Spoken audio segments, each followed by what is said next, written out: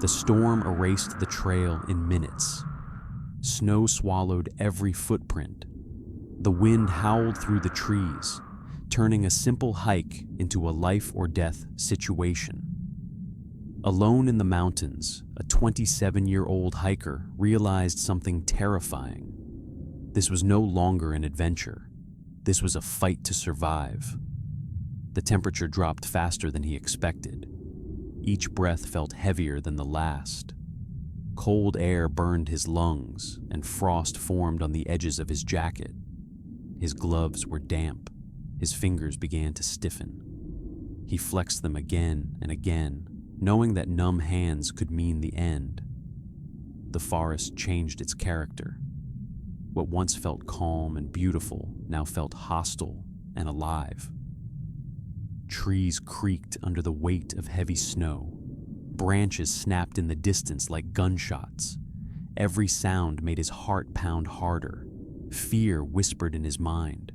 It told him he was alone. It told him that no one was coming. He pushed those thoughts away, forcing himself to stay focused. Panic would waste energy. Panic would lead to mistakes. Out here, mistakes were deadly. He checked his supplies. A nearly empty water bottle, a few energy bars, a phone with a battery that was dropping faster by the minute, no reliable signal. The reality settled in slowly and heavily. Rescue was not guaranteed. Survival depended on his own choices. He remembered something he once heard from a survival instructor. Stop, breathe, assess. He slowed his breathing. He forced his racing mind to calm. He studied the wind. He studied the trees. He studied the terrain. He needed shelter. He needed to block the wind and preserve heat. The storm intensified. Snow flew sideways, stinging his face and blinding his vision. Trail markers vanished. What used to be a clear path was now nothing but endless white. Every step erased the last. There was no going back. There was only forward. He pushed deeper into the forest, searching for anything useful. A fallen tree, a rock wall, a thick cluster of evergreens. Each possibility offered hope, then disappointment. The wind cut through every opening, finding every weakness. He found a group of tightly packed trees and moved between them. Their branches broke the wind slightly.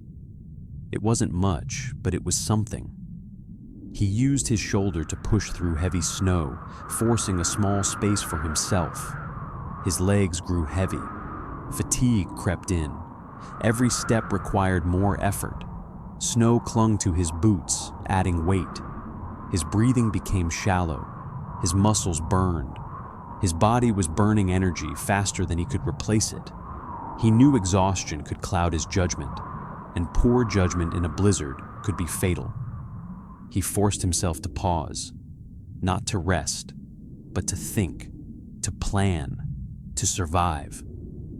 He forced himself to think clearly, build a barrier, preserve energy, stay as dry as possible. He snapped branches with numb hands. He stacked them against a rock face. He dragged smaller limbs into place. Slowly, methodically, he built a crude windbreak. The work drained him. His hands shook. His arms felt weak, but he kept going. Every branch added meant a little less wind, a little more protection, a slightly better chance. He crouched behind the barrier, pulling his jacket tight, pressing his arms close to his body. The storm roared around him. The sound was constant, relentless, the kind of sound that makes time disappear. Minutes felt like hours. The cold pressed in from all sides. It seeped through fabric, through boots, through gloves. It found every weakness. His thoughts slowed. His movements became heavier. Doubt crept into his mind. How long could he last? How long before the cold took over? How long before his body simply gave up? He clenched his jaw. He shook his head. He refused to accept that ending. Giving up was not an option. Not now. Not here. Not in these mountains. He was still alive. And as long as he was alive, he would fight. Night arrived faster than he expected. Darkness blended with the blizzard, turning the world into a storm of white and shadow. His headlamp barely cut through the snow. The beam reflected off endless flakes, creating a wall of moving light. Every sound felt closer. Every movement felt slower. He knew that standing still was dangerous. The cold would take advantage of any pause. He forced himself to move, slowly and carefully, using nearby trees as reference points. One tree, then the next, step by step, slow, controlled, deliberate. His stomach tightened with hunger.